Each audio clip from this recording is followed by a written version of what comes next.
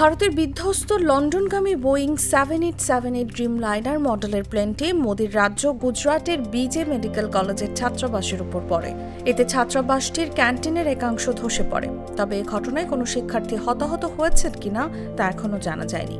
বৃহস্পতিবার স্থানীয় সময় দুপুর 1:38 গুজরাটের আহমেদাবাদে এই দুর্ঘটনা ঘটে।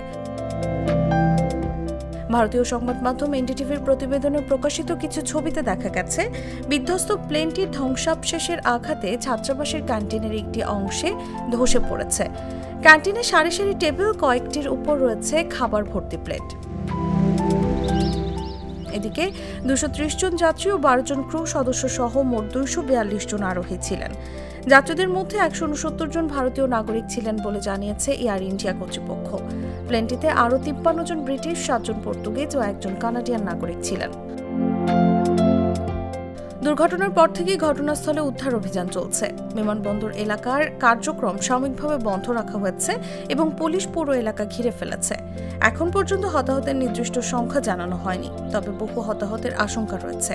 এয়ার ইন্ডিয়া বলেছে, দুর্ঘটনার বিস্তারিত জানতে তদন্ত চলছে এবং যথাসময়ে বিস্তারিত তথ্য জানাবে তারা।